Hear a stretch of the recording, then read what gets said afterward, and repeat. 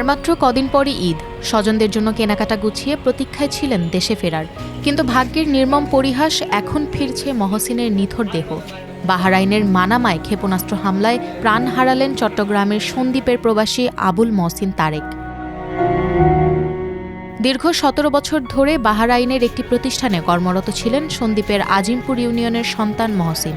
সবশেষ পরিকল্পনা ছিল এবারের ঈদুল ফিতর কাটাবেন পরিবারের সঙ্গে। কিন্তু ১ মার্চ স্থানীয় সময় রাত ৩:৩০টায় কর্মস্থলে থাকা অবস্থায় আকস্মিক ক্ষেপণাস্ত্র হামলায় সব স্বপ্ন ধূলিসাৎ হয়ে যায়। মধ্যপ্রাচ্যের বর্তমান অস্থিরতায় বলি হলেন মহসিন। যুদ্ধ শুরুর পর প্রতিদিন পরিবারের সঙ্গে ভিডিও কলে যোগাযোগ রাখতেন। সর্বশেষ রোববার সন্ধ্যায় মেয়ের সঙ্গে কথা হয় তার, কিন্তু কে জানত সেটি হবে তার শেষ কথা।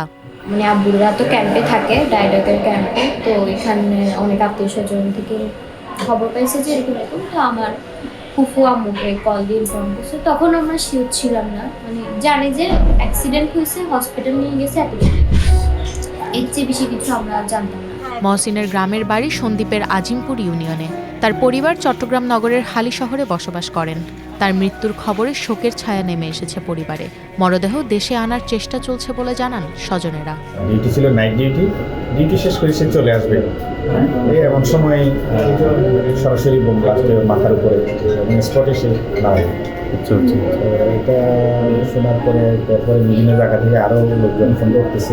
মধ্যপ্রাচ্যে ইরান, ইসরায়েল ও যুক্তরাষ্ট্রের ত্রিমুখী উত্তেজনা আর পাল্টাপাল্টি হামলায় বারবার প্রাণ হারাচ্ছেন সাধারণ প্রবাসীরা।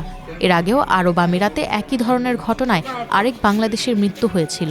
মহসিনের অকাল মৃত্যুতে পরিবারে এখন কেবলই কান্নার রোল।